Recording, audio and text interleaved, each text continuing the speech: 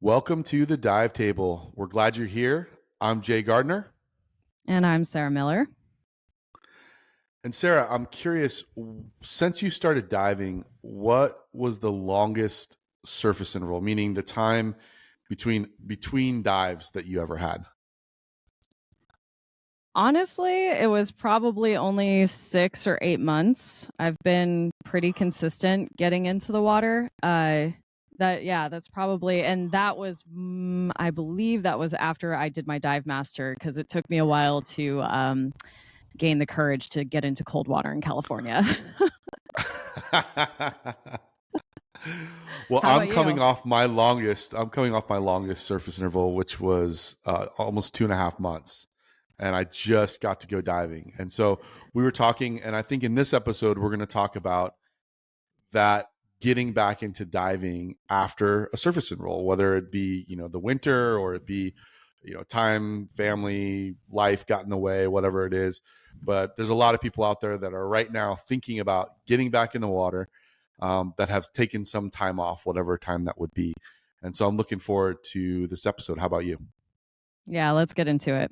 Talking about surface intervals, I think it's really common that people spend a long time out of the water, right? There's not as many people. Like, you're kind of a rare human being, right? That your longest surface interval was only what did you say, 2.5 months?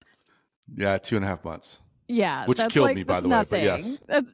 But it's nothing, right? Like, when I worked in tropical places, the majority of clients were like, "Oh, I go diving once every couple of years," right? Uh, so I think a lot of people don't really know how to get back into it, or I get a lot of questions about gear and things like, when is it time to do certain servicing, or what should I do to get back into it, because I'm not super confident. So um yeah, I think we can cover some of these questions. Yeah, absolutely. I think, and I think there's a lot of people right now out there. The winter's kind of coming to an end. The spring's coming Mhm. up. Depending on where you're living, there's certainly, you're starting to open up that dive locker, and you get that nice, smell coming back for you, Ugh, and you no. discover your wetsuit shrunk somehow magically every season, right? All these Right. sorts of It's things. So always the I think it'll wetsuit. be It's good. always a wetsuit. Exactly. Exactly. Man, this thing used to fit me really nicely, but now, Right. not so much. Uh So so what are some things that you do in terms of, or that you have coached others, or that you've seen? Let's just focus on gear maybe in the first part, from the gear perspective, like getting your gear out, sorted, all that stuff. Yeah, I mean, I think it's smart to get your gear serviced before a dive season, especially if it's been put away for several months. You want to make sure that it's safe, right? And that it's clean too. Like, I don't know if I'm guilty of this 100% big time, of like putting something away and then not realizing that like the filter was maybe not so great and I probably shouldn't have been diving with it. So I think for your health and safety, it's good to start the season with a servicing. And the thing is that you need to think about that, because everybody's realizing that at the same time. So your local dive shops are going to be kind of overwhelmed by the amount of people sending in their regs or their BCDs or whatever. So it's good to think about this stuff early. Yeah, and it's always interesting too, around like this debate of time versus usage Mm-hmm. in gear, because there's manufacturer recommendations around how many dives you should put on a rig, for example, on a regulator, versus how much time has passed. If it's been 2 years, that it gets a little unclear, and so there's a judgment call. And I think, Mm-hmm. probably if you're on the fence, it's always better just get it serviced, right? Just get it Yeah. serviced, and then you have that peace of mind, versus, yeah, I know this was serviced 6 months ago, and I only dove it once. Probably doesn't need to get serviced, right, or whatever it would be. Right. But certainly, it's worth pulling everything out, looking at the hoses and the connections, Mm-hmm. peeling back the hose connection or the Yeah. boots that go on there. Look for corrosion. Visual inspection you can really do on your own, and look at everything. You don't have to pull everything apart. You can look at everything. Pull the dump valves and see how they're sticky or not on your wing or on your BCD. All of those things you can kind of do from a not paying for it perspective for yourself. Mm-hmm. And then anything that raises a question that you don't know, that you don't feel comfortable taking apart or servicing yourself because you haven't had that training, that's a good trigger to take it to the shop. Ask somebody, should I get this serviced? How long will it be? So on and so forth. Yeah, that's a really good point that you made about you're referring to the hose protectors. I always tell people to get rid of those, actually, Yes. because they are notorious for holding salt water and creating more problems than they actually solve. So that's 100%. it's a good thing to look at if you do have them on your regs, to just pull them down and like check out. You'll see pretty clearly if you've accidentally left some salt water there. Yeah, green and white colors.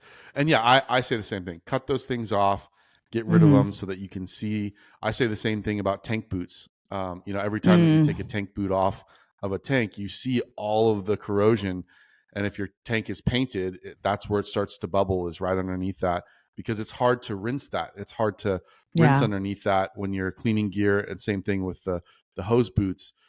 You can't really rinse underneath there, so it traps the salt crystals, it traps the salt water in there. Same thing with dump valves, or power inflators. These are all areas that get salt water trapped in them, and if we don't rinse them well or whatever, it's good to press the buttons, feel what they feel. Yes. If it's crunchy, like that's probably something that you press the power inflator and it's a little crunchy. Probably time to take it in and get it serviced or at least cleaned, and they might Yeah. not need to replace the O-ring in there or whatever. Right. What are your general rules for time versus number of dives? That's a Like good question. for servicing, for actual servicing. I'm usually on the number of dives boat, on that, just because I like I said, I don't take a lot. I try not to take a lot of time off of diving. It's something for me that I'm obsessed with and I need to go do, and it's good for my health. It's good for my mental health and physical health and all those things. But if somebody comes with, let's say, a reg that hasn't been used in a year, that's that in me for me, like the timeline, 6 months. Those O-rings are going to be okay. They're not going to completely dry out. A year, they probably will. And Mm-hmm. so it's worth, again, testing it, seeing whether or not it needs service, or just getting it serviced for peace of mind if you're not comfortable. And I'm also kind of in a different boat in the sense that, um, I went through a lot of the regulator servicing and gear servicing courses, and I'm kind of a gearhead in that sense. I like the gear and I like to Mm-hmm. know how it works and all that kind of stuff. And so I have a different point of view when it comes to peace of mind in those things than maybe some divers will, and probably less than other divers who are really well aware of their gear. That's a great point. Like getting the experience and familiarity with your gear, you are more aware when things start to feel off too. That you can be like, this isn't like, there's something going on, something sticky, something doesn't feel quite right when I'm breathing. And that's something that you can do for yourself as a diver. Take the courses that train you to be a servicing technician, or practice on it, play with it. There are some brands that offer these things online too.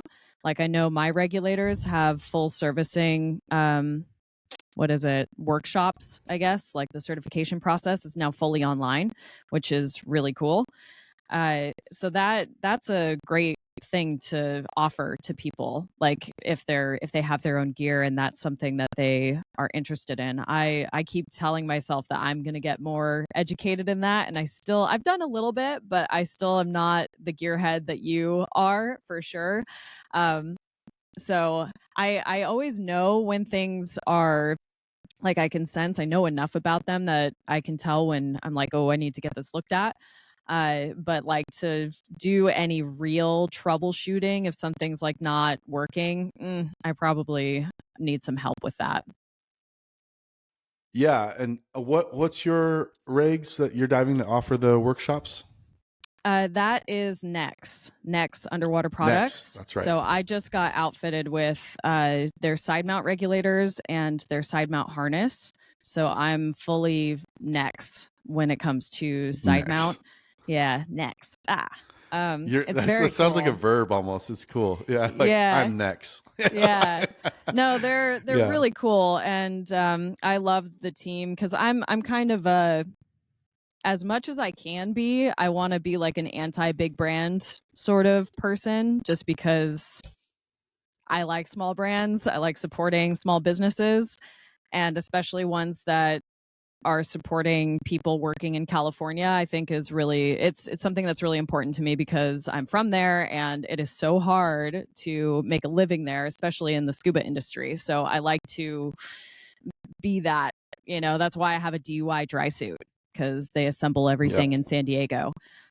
So that's my stuff. I also like for my recreational gear, I have, oh gosh, I have a Scuba Pro MK11 regulator. nice.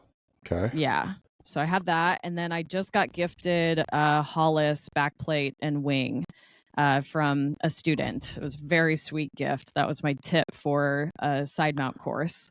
And like, very nice tip. um, yeah. yeah. And it's actually my first backplate and wing, which I'm still getting Oh, used to. nice. Yeah. Singles or doubles? Oh, just singles. I still haven't done doubles. I've never tried them. I don't really Oh, want to, okay. but I do at the same time just to get the experience. But the idea of carrying doubles sounds like my nightmare. Like, I don't want to do that. Mm-mm. Yeah, it can be a bit much depending on the entry for sure. For Yeah. sure. What No, about that's you? great. What gear? I'm not familiar with other brands and their availability for servicing courses online. I don't know if that's something that's like as readily available for other brands. No, that's cool. I'm glad to hear Next is doing that. And I think I met them at DEMA last year, and we Yeah. talked a little bit about that. I think it's great. I know Hog does the same thing, and I have a bunch of Hog gear, but I'm not ambassador or endorsing. I bought Hog because I thought they offered the service side of training, and then I can service my own regulators, and I have way too many to speak of at this point, and so that's nice, and be able to get buy part. That's the big part, is being able to buy the servicing parts, Yeah. and so some companies will only sell that to authorized, or I think most only sell it to authorized dealers Right. or service technicians, which are typically through a shop. Yeah. But I know Hog now, and we know Nex, and I know there are others that are moving in that direction. Apex, I think, is one of them as well. That's been thinking about how do you put the service capability into the diver's hands, not just in the shop technician hands. But Hmm. again, it's not something that you just pop open and put back Right. together. It's Right. it's definitely something you need to train. And I mean, the book for that was really thick that I went through. So I don't recommend at all just thinking oh yeah, I have an engineering mind, and I was really good at Legos, so I could do this. No, take a course, get certified, really understand, and then even when you do that, I still contact the head of Hog's engineering department here and there when I get into it. Like I'm not quite sure about this piece or that piece. I have a direct line to him that I can shoot him an email, and he usually gets back to me really quick, or we'll jump on a quick call and say, oh yeah, That's put this clutch. here or put that there. That's Yeah, so I cool. mean, again, it's not, if you're doing it every day as a technician, it becomes something that you can kind of do in your sleep.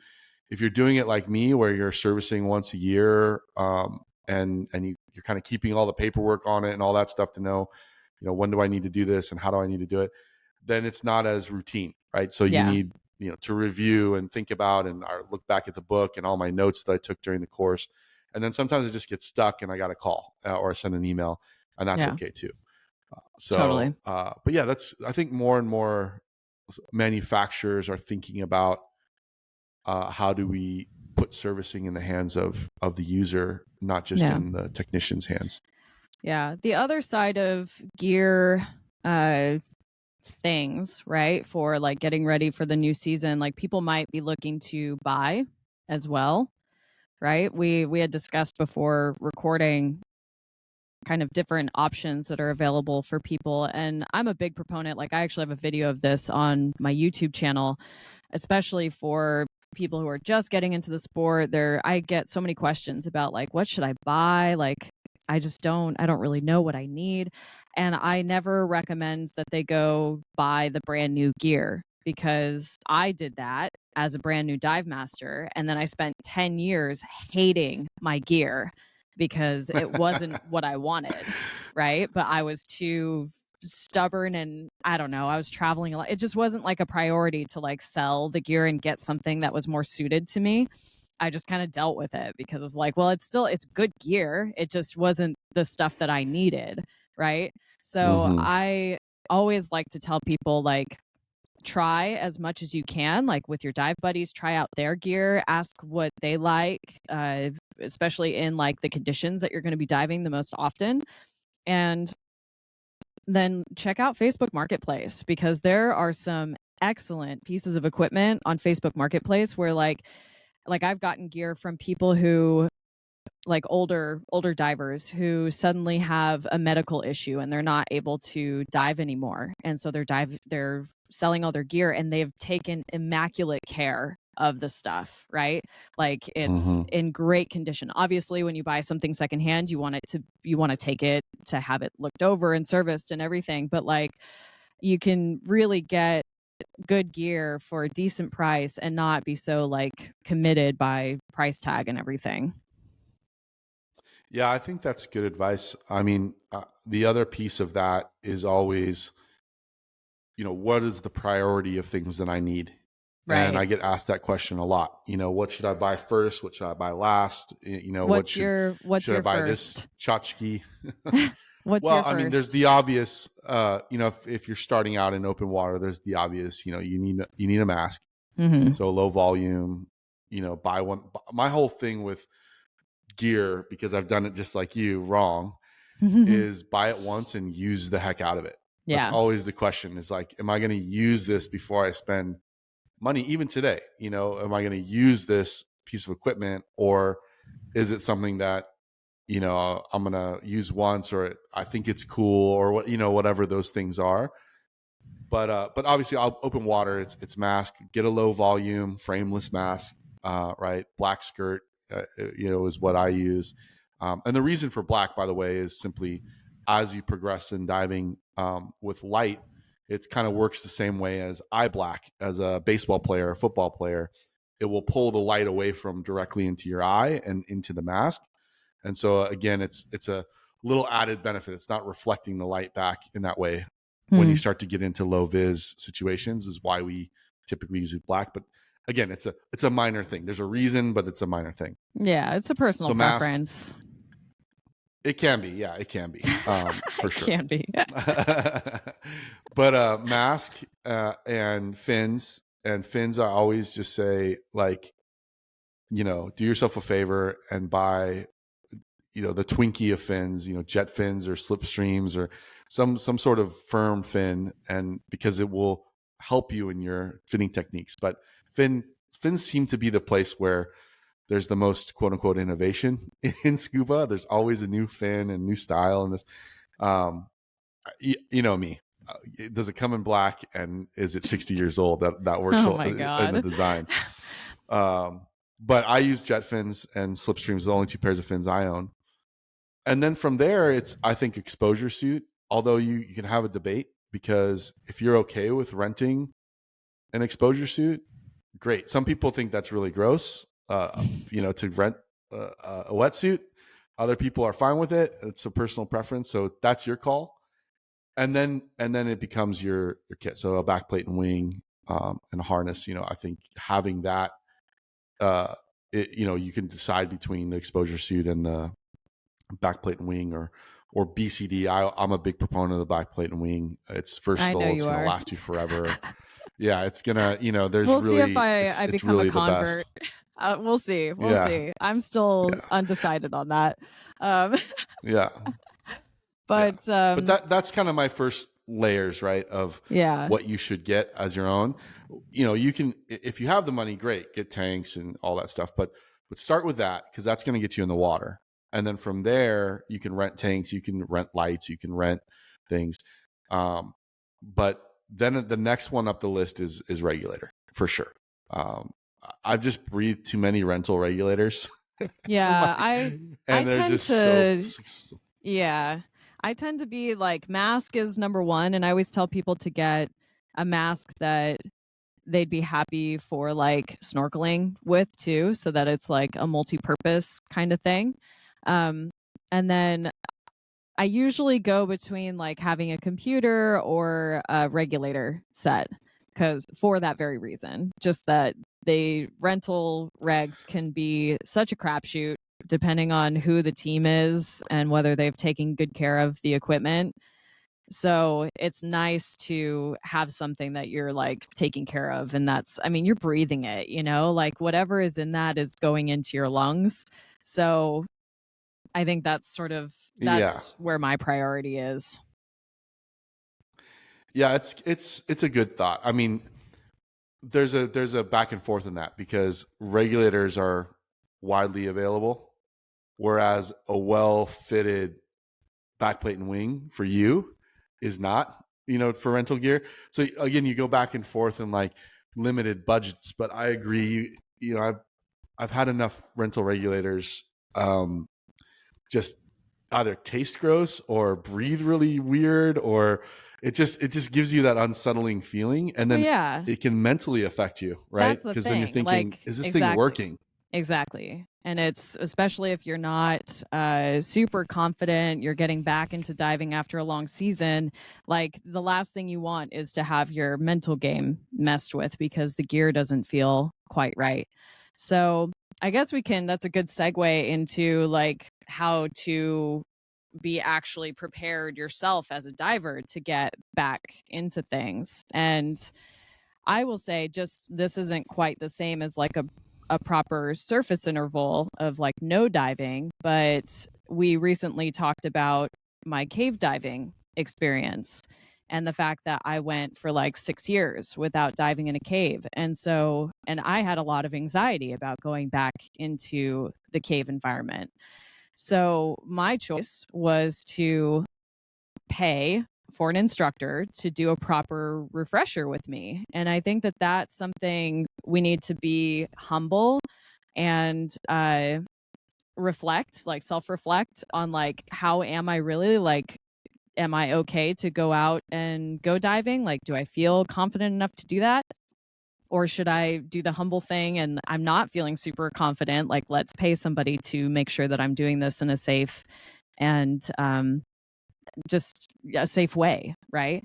So I think that's the first one, especially if it's been a long time and you don't have a lot of dives. Just paying that extra little bit to make sure that your skills are on point. I like that. I respect that when people can do that for themselves. Yeah, that's a really a good one, and we can go down the path here. But I also think the timing of that matters. Mm. So if you have a dive trip that's coming up, don't use your first dive off the boat with the dive master or dive guide to do that. In my opinion, Mm. you're paying a lot of money to travel. You're paying a lot of money for that dive boat or charter or whatever you're doing to have a rough couple of dives the first few times you're in.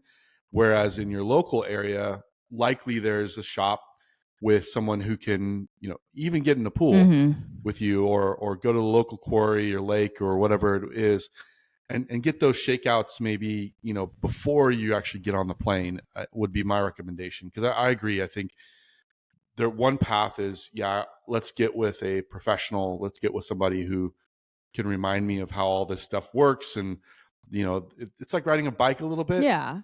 but it's advancing that because there's a lot of mental load to diving, from dive planning to gas management to just the manipulation of gear to, direction and travel and, compass. There's a lot that can mentally happen. So I echo your idea there of getting in contact with a professional, but trying to do that before you're on the dive boat in your vacation, I think is a really smart way to try to do Yeah, it. that's a good point. And if you're not in that place, like say you do have quite a few dives and you've just kind of had a season out, maybe you got some new gear and you want to make sure that it's working properly, a lot of places will allow you to pay a fee to get into the pool and just feel it out, right? Like do your own kind of check dive, right? To make sure that everything's working the way that you hope it will. Yes. Yeah. I thought you were going to say sure if something. you were Yeah, done sorry. with that thought. Yeah. No, it's a good point. And on the other end of that spectrum, if for whatever reason, like you say, like you're in that in between space of like, no, I feel pretty confident, but I need to mentally get there. It's really interesting this space of recall. So you have training that takes place at some point, and then there's a time gap, whatever that is. Maybe 5 years, or maybe you got open water certified in the 80s or something, and this is your first time back. Obviously, in that case, go back and get your open water certification class again, right? So it's not a hard line of like time, but how does recall work in terms of once I start to get the gear out and I start to think about where I'm going to go diving and all these things? And there's a really interesting theory out there called the second brain, building a second brain. And ultimately, it's not as exotic as it sounds. It really is about notes and a method of note taking, and then being able to access the archive in your brain, that exists. The training happened, the theory was there, or the dive planning process was there, but how do you access that? And there may be triggers like notes that you maybe go back and browse through a few chapters of your open water book, or in our case at UTD, go back and go through some of the course material. It's available to you. Once you take the course, it's available for the lifetime of the course, right? Or your lifetime. So go back through a couple of the videos or take a couple of the quizzes. How do you mentally kind of get to that place of preparation to access the archives of that training? Because it's not just about the motor skills of the body. That starts to be like a bike, right? You get in the water. Oh yeah, I remember how this feels and how to kind of situate myself. But then there's the mental aspect of the diving, which is the planning and being locked in and comfortable. I feel like I think the thing that works for me, at least, and I tell people this too, is visualization is really helpful in that sense, where you think about it. Obviously, dive planning, that should be something that you look at. You probably do have notes and you can think like, okay, let's just put a scenario in place. Like, what's this dive that I want to do? Let's plan it and let's think about bottom time and turn pressure and all of that. And but then the actual like getting mentally prepared, like think about going through what a dive would look like what things do I have to remember from start to finish? Like I'm in the water, okay, I'm positively buoyant, I clean my mask, I get ready, or the team decides to go down, I need to start equalizing, right? Equalizing my ears, equalizing my mask, like going through the whole thing and just like thinking about the different skills that come up. Like what happens when I get water in my mask? What do I do to get rid of that? And visualizing everything, I think, is really helpful. And then also, we have this wonderful tool called YouTube, and there's a million videos out there for different skill sets, right? I can't tell you the amount of people who have found my channel because they had some time between their courses and they found my compass navigation for beginners video. It's a goofy little video that I shot in the dunes by my hometown, just talking about the very, very basics of using a compass underwater. and that was the thing that brought them back, right? So there are lots of tools to not only visualize but like see it in action too on our computers or phones. Yeah, and there's a double-edged sword in that in some ways too, because you also want to be careful and guard against trying to take on too much new information in how you've trained. So again, the balance between the archive and recall versus trying to, your first dive back be all of a sudden be an expert in the compass, like, or whatever it would be. So it's always that, like, I love visualization and I love the thought of walking through. I just recently, after my 2.5 months, I felt some of that same, like, feeling, even though that sounds silly to some. To me, it was like, okay, how does all this work? I didn't do it yesterday. I didn't do it last weekend. And I was going off of a new boat. So a friend has a boat with a new diver, someone who I hadn't dove with before. There are a lot of these things that were in play. And so I spent some time thinking about visualizing being on the boat, right, where the gear is, even sitting there on the couch and like you say, okay, I need to deflate. Which hand are you reaching with? You're reaching with your left hand, you're going to hold that up and just, go through it. Physically and mentally, what would happen, the phases of the dive. A lot of this comes down to what we've talked about before, people call human factors in diving. This is the mental aspect of not only yourself, but of the team and of the environment and all those sorts of things. And it's really good to walk through, whether it be a visualization or if you're a checklist person, writing down the phases of the dive and the things that have to happen, checklist. That's a great point. Yeah. So there's ways to just mentally engage with the dive before you take it. And I would say that's good practice every dive, regardless of the surface interval. If the surface interval is a half an hour, from dive site to dive site, to think about it, visualization is a really powerful tool. But probably you need to do more of it and more intentionally the longer you've been out of the water, because there is a lot of things to remember, a lot of things to do that are driven from your brain. Yeah, absolutely. And another thing is communication, I think.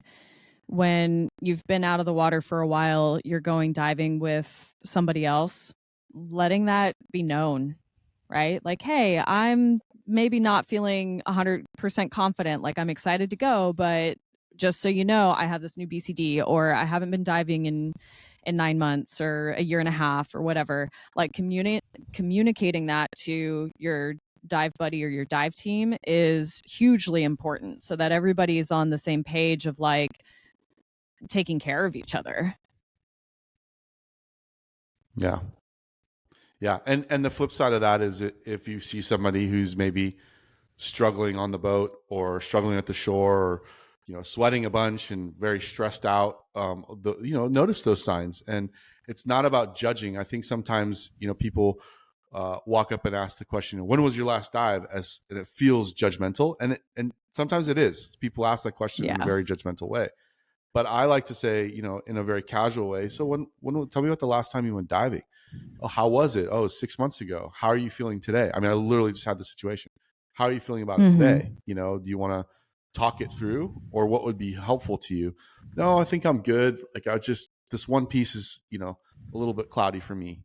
Okay, let's talk about that, or whatever they need to be a good teammate to them. And so it's not about, judging them and, oh, they're going to get in the way of my fun time and my good dive. It's about reading long before you're in the water how that person is, where they are mentally, and noticing and being a good teammate on the surface and saying, hey, I'm here. Let's talk it through, whatever it might be. I'm glad you mentioned that, because I think that's something we've discussed, sort of attitudes with divers, and those of us that have more experience that's the attitude that I want to see from dive professionals and experienced divers, that there isn't this air of like, oh, there's a new diver here, like, ugh, eye roll, right? Like, I love it. I can't even tell you, I can see nothing on a dive, but if I'm paired with someone who I know my presence and my support is going to help them have a good time and gain some confidence, like that's going to be the best dive for me.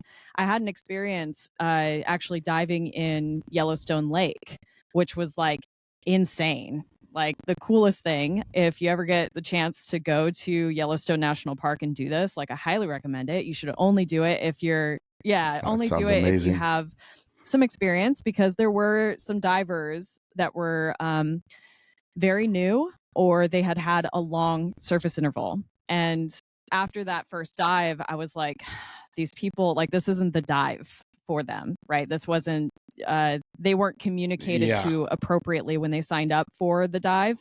Like it was meant for more advanced divers. But after that first dive, we had somebody who was feeling not good. Like they did not get taken care of. They were a brand new diver. Like it was the worst dive that they had ever experienced, because they just didn't feel cared for. Like they didn't feel like they had a dive team with them, that they were just kind of out there. Like there were people, obviously they weren't left alone, but they didn't have that connection because it wasn't established as part of the dive briefing and dive plan. And so I grabbed onto that person and I was like, please don't leave here without like they didn't want to do the next dive. I was like, please just do the next dive. And I want to be your buddy. We're going to hang out. We're going to have a good time. And eventually they decided to do it. And like we did not see much of anything on that next dive because we just went in a different place, and it was kind of far away, and we didn't end up getting to the places where we thought we were going to get to, which is fine, whatever. But he came up with the biggest smile and felt so good. And it's just because I was there. I was there to support and like just be there as a buddy. And that's thing that I hope that more advanced divers will take on, that they'll look at those people and look at it as an opportunity and a very special thing that you get to bring somebody under your wing in a sense, right? And support them as they're beginning their diving journey. Yeah. And I think where that comes from is an important excuse me, an important thing as well, because sometimes that can be ego led, where I'm going to show this person how to do it. And that creates this power dynamic where what you don't want on either side of that end, if you're the diver that's had the longer surface interval, that's relatively new, what you don't want to do is say, oh, well, Jay's got me. I'll just, outsource it all to him. And on the flip side, being the support system like you were to that diver, you want it to come from a place of empowering that other person, out, not making yourself necessarily more aggrandized or. And I've seen, and the only reason I mention that, not that you have that in that's your story, but I've seen that dynamic sometimes between more advanced divers and younger divers, where they're like, oh, well, do what I do exactly, follow. It's the ego. And I think that is a dangerous place for both, because, hey, look, I'm an experienced diver and I still make mistakes. And so all of us are able to make mistakes, especially when we're taking on the responsibility of caring for somebody else. And so again, if mentally, we're talking a lot about the mental game, but mentally, if that's coming from a place of, hey, let me support you and let me feel supported and still be my own diver, I think that's a beautiful thing. I think that's the heart of exactly what I you're was about. referring to. I see where you're coming from with the other dynamic, because I've seen that too. Definitely not what I'm referring to, because it's about like it's the reciprocal bit, right? Because that's the way that divers grow, is that they do feel like they're a part of the team and that they're just as important as the person who has more experience, right? Like it's that power dynamic shouldn't be there, because why there's no need, right? Like sure, maybe one diver is more confident in certain skills, but like they've both gone through training. Like it just is a matter of time in the water. So I don't know. It's I think that's a good thing, and I think probably a nice way to bring up the idea that we had a couple of days ago, getting people in the water, maybe with us. What do you think about that? Yes. Yes. No, What? no, I don't think so. No, of course, that would be great. That'd be wonderful. So you're coming into town, Yeah, and by I'm town I mean San driving. Diego, I'm leaving Baja in California. like a couple of weeks, and I'm driving north, and I'm going to hang out in San Diego. We're finally going to go diving. This is going to be the first time that we go diving. Oh man. We're gonna go Yikes. diving together. That's right. That's right. And we were thinking it'd be cool Yeah. to have people along. So big announcement, April 7th, which is coming up relatively soon. And you'll hear about this on our social media channels and so on and so forth. But we are going to be hosting a dive table meet and dive. So going to meet up at La Jolla Shores, going to hang out with us, whoever shows up. And then we're going to gear up and we're going to go take a few shore dives. And who knows how the teams will get mixed up and all that fun stuff. But we're going to go out and have fun. La Jolla Shores is an awesome dive site. I was gonna It's say, a long surface swim you for said a sure. few dives. To I be was like, honest I'm with not people. doing more than 2 dives out there. Oh man, once you're in it, you get past that initial, kick out. Then you can get to. But again, you don't have to take that dive. You can kick out shortly, and you're in sand Yeah. and in sand dollars, which is also cool. Just depending on what kind of dive. But to get out to the shelf where most people go, Yeah. it's a longer surface swim, and there's some lineups that we use. But yeah, we invite you to come out April 7th. More details will come out in terms of time and where we'll be and exactly what's going follow to us happen. But on that's where we'll be. Instagram. That's going to be the easiest way to find out information about that. I will be in the area, so I will claim a picnic table and like an area for us to hang out. And yeah, it should be fun. I think we'll probably bring some food, have some hot beverages, coffee, tea kind of thing. I've got everything here in my van. So as long as we don't have like 40 people show up, which I don't think we will, I think we'll be able to accommodate that and have like a cool little hangout. Yeah, and we used to do these in Texas every Tuesday night, and it varied from 10 people to 20 people, whatever it would be that came out, and it became really fun because you can dive together, meet new people, have a cool experience, and then there's no magic to Sarah and I, but obviously a lot of people come and say, oh wow, like the biggest comment I always get is like, oh, you don't look like I thought you would. I don't know what that means. I always want to be like, well, can you draw me a picture of what you thought I'd look like, based on my voice? Like, but and then, you have to be a little humble because it never comes back as you thought. But yeah, I mean, we're just going to hang out and have fun. And the idea behind all this is not, it doesn't cost you anything. You got to bring your own gear. You got to bring your own tanks. We're not, supplying any of that stuff. The idea behind this is community building. We want to build a community and support you as a diver and get to know you, and you get to know us. And the more that those things happen in the diving industry and in the diving world, the better. Well, and especially the diving industry is, like you have mentioned, going back to California and trying to reestablish your circle, right? Your community of divers. Like, this is a good opportunity if you're in San Diego and you're kind of like, oh, I really want to get more diver friends and everything. Like, come hang out, see if you click with people, make friends, and hopefully that will be the beginning of your dive group for the season, Yep. And to that point, getting back to the subject at hand that we were talking about, if you're easing back in to diving, these will be good dives to do that. And one of the things that I was thinking about in the surface interval coming back and all that is just keep things a little simple.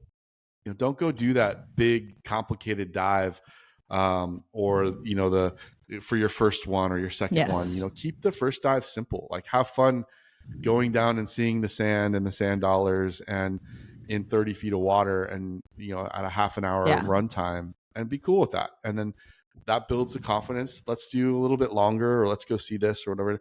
And I think in our dive meetup, that there'll certainly be options for that kind of diving. If you're just getting back into it, if you're feeling mentally uncomfortable, or my gear, I'm not quite sure, I'm uncomfortable in that. There's space at the shores to do some of the, keep things simple. But in general, when you're coming back to diving after any sort of surface interval, I think it's a smart idea to keep the first couple dives really simple. Simple plan, simple environment, not a challenging environment, not a crazy current or surge. Try to keep it as simple as you possibly can so that you can build your confidence mentally and build your confidence in your gear and all that stuff, to then scale up to maybe more complex or challenging dives that you want to do on that vacation, or you want to do during that season. Well, I think that about covers it. I think we touched on just about everything. If you have questions about the meetup or whatever, like I said, we're going to be making announcements on Instagram, but you can also email us, right? I think that's okay. My email is Sarah with an H at thedivetable.com. Jay's is J at thedivetable.com. Yeah. Jay. So feel free to reach out. And if you haven't, subscribe to our podcast, hang out, say hi to us. If you're watching on YouTube, leave a comment, all those good social media things. You can see us on YouTube now. Yeah. Yeah. And honestly, if you have questions about getting back into diving, or you have that feeling of uncomfort or discomfort, or a lack of confidence, I think Sarah and I are both absolutely willing to have a conversation, jump on a video call or something, and talk it through. And I think that's so important. It's so important to pay attention to your mental game. And so I hope out of this podcast, it's not just about the gear, it's not just about the mental, it's not just about taking simple first few dives. It's the whole thing that gets you back into it. And every time, I don't know about you, Sarah, but every time I'm with a diver like that, or at least I know for myself, this last time that I got to go diving after 2.5 months of You're so funny. being landlocked, it felt like you come back up from that dive, you're like, yes, like everything feels better. And I've seen that so many times for people that have taken a longer surface interval, or newer to diving.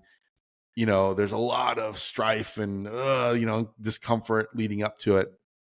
But when you're ready with your gear, when you're mentally prepared, when you're keeping it simple in the first few dives, almost all the time I see divers come back up and they're just like, why don't I do this more often? I love this. This is so much fun, and I want to do more and more, and all that discomfort goes away and it gives way to enjoyment. So if you're struggling out there, you're thinking about that stuff, the meetup's a great place.